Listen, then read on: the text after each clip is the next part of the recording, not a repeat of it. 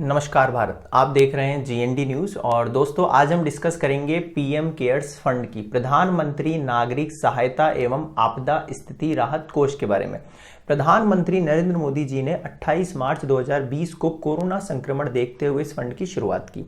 इसके चेयरमैन खुद पीएम नरेंद्र मोदी जी हैं और इसके 3 ट्रस्टीज मेंबर्स हैं। Amit Shah, ministry of home affairs, Nirmala Sitharaman, ministry of finance, Rajnath Singh, ministry of defence. PM cares fund में कम से कम 10 रुपए तक का डोनेशन दिया जा सकता है। पीएम केयर्स फंड के बनते ही हजारों लोगों ने करोड़ों रुपए का चंदा इसमें दिया, मगर सवाल यह उठा कि जब देश में पहले से पीएमएनआरएफ 1948 में बना प्रधानमंत्री राष्ट्रीय राहत कोष मौजूद है, तो एक नए कोष पीएम केयर्स फंड बनाने की जरूरत क्यों पड़ी। इस पर कुछ समझदार लोगों का यह कहना है कि पीएमएनआरएफ की पूर्ण जानकारी में आरटीआई के तहत ऑफिशियल वेबसाइट पर मिल जाती है, लेकिन पीएम केयर्स फंड के चंदे की कोई ऑफिशियल जानकारी अभी तक नहीं मिल सकी है। जब सरकार से सवाल पूछा गया तो पीएम केयर्स फंड में अब तक कितना पैसा जमा हुआ है, तो इस पर जो पीएमओ ऑफिस है उसकी तरफ से 2 जवाब मिले। पहला यह है कि पीएमएनआरएफ सभी तरह की मुसीबतों जैसे साइक्लोन, फ्लड, डिजास्टर्स के लिए है, मगर पीएम केयर्स फंड ओनली कोविड-19 के लिए बनाया गया है। और दूसरा जवाब यह मिला कि PM cares fund public property नहीं है, इसलिए इसकी पूर्ण जानकारी जनता को नहीं दी जा सकती। वैसे सरकार की पुरानी आदत है कि जो सवाल आप उनसे पूछा जाएगा वो उसके जवाब देने की बजाय सवाल को ही बदल देंगे। अब आप जरा सोचिए, पीएम केयर्स फंड में चंदा दे कौन रहा है? पब्लिक दे रही है। चेयरमैन और ट्रस्टीज कौन है? जनता द्वारा चुने गए प्रतिनिधि। जिस ऑफिशियल पोस्ट पर रहकर ये चंदा मांगा जा रहा है जनता से, वो भी पब्लिक ही है, यानी कि प्रधानमंत्री खुद। अब जरा बताइए कि किस तरह पीएम केयर्स फंड जो है वो पब्लिक प्रॉपर्टी नहीं है। वैसे सवाल का जवाब सरकार तो देगी नहीं, ठीक है, तो इसलिए हम खुद ही अपना दिमाग दौड़ा लेते हैं। वैसे इस बवाल की शुरुआत 19 जून को हुई, जब सुप्रीम कोर्ट में वकील प्रशांत भूषण के जरिए central for public interest litigation CPIL ने याचिका दायर की, जिसमें कहा गया कि आपदा प्रबंधन अधिनियम 46(1)(b) के अनुरूप पीएम केयर्स फंड में मौजूदा एवं भविष्य में प्राप्त होने वाला सारा चंदा कोविड-19 से निपटने के लिए एनडीआरएफ यानी कि राष्ट्रीय आपदा प्रतिक्रिया कोष में डाल देना चाहिए।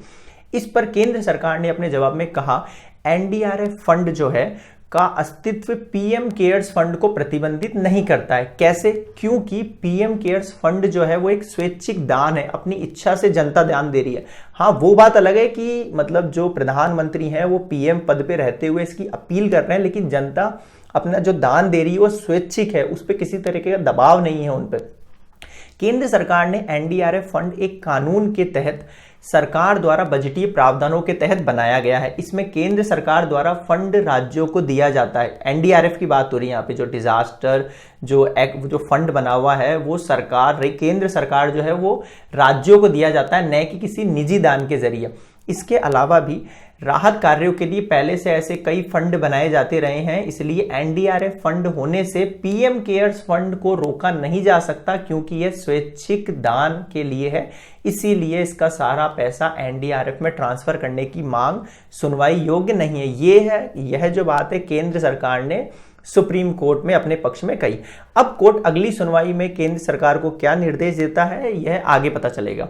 दोस्तों, हमारी राय में यहां दिक्कत यह नहीं है कि पीएम केयर्स फंड क्यों बना, इसका सारा पैसा एनडीआरएफ में ट्रांसफर होना चाहिए या नहीं। दोस्तों, अगर हम एक लोकतांत्रिक देश में रहते हैं तो जनता का पूरा हक है यह जानने का कि देश के बचाने के नाम पर पीएम केयर्स फंड में वह चंदा जमा कर रहे हैं, उसमें अब तक कितना पैसा आया है, उस पैसे का कहां कहां उपयोग होगा, उसे खर्च करने के लिए सरकार का क्या प्रारूप है, किस तरह वह कोविड-19 में जरूरतमंदों में के काम आएगा। अब ऐसा तो होगा नहीं कि अगर सरकार जनता को पूरी जानकारी दे देगी तो खजाना ही खाली हो जाएगा। हाँ, इससे यह जरूर होगा कि सरकार पर सवाल उठने बंद हो जाएंगे और सरकार अपनी नीयत को जनता के सामने साफ कर देगी। दोस्तों, हमें लगता है कि सरकार की ओर से यह पक्ष हो सकता है कि कोविड-19 की सबसे बुरी स्थिति, हम चाहते हैं ऐसा कभी ना हो, मगर हो सकता है सरकार का ऐसा इसमें पक्ष हो कि कोविड-19 की एक बुरी स्थिति ना आए, उस वक्त ऐसी बुरी स्थिति आ जाए, उस वक्त हमें इस फंड की जरूरत होगी, तो सरकार का ये पक्ष हो सकता है। लेकिन सवाल अब भी वही है कि चंदे की पूर्ण जानकारी देने में सरकार को आपत्ति क्या है। दोस्तों अब हम बात करते हैं पीएसी की, लोक लेखा समिति की। यह ऑडिटर जनरल की ओर से पेश रिपोर्ट की जांच पड़ताल करती है। इसका अध्यक्ष विपक्ष से चुना जाता है, जो कि अभी कांग्रेस में अधीर रंजन चौधरी जी हैं, मगर बीजेपी के बाकी नेताओं ने उनके पीएम केयर्स फंड की जांच के प्रस्ताव को रोक दिया। संसदीय समिति की बैठक में बीजेपी की अगुवाई कर रहे वरिष्ठ नेता भूपेंद्र यादव ने पीएम केयर्स फंड की पड़ताल के प्रस्ताव को यह कहते हुए खारिज किया कि पीएम केयर्स फंड की फंडिंग संसद द्वारा स्वीकृत नहीं है।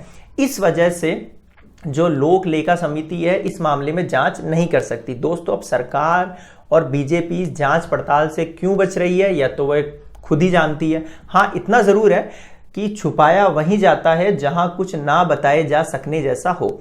आगे जनता खुद समझदार है, धीरे धीरे समझ जाएगी। तो दोस्तों आपको आज का वीडियो कैसा लगा, पसंद आया तो प्लीज़ लाइक कीजिए, वीडियो को ज़्यादा से ज़्यादा शेयर कीजिए। एंड अगर आपका कोई भी इश्यू है वीडियो को लेके, या आप अपनी तरफ से कोई वीडियो किसी भी जानकारी, किसी भी टॉपिक पे अगर आप जानकारी चाहते हो तो आप कमेंट बॉक्स में हमें कमेंट करके बता सकते हैं, या इस वीडियो से रिलेटेड आपका कोई इश्यू है तो आप कमेंट बॉक्स में कमेंट करके बता सकते हैं।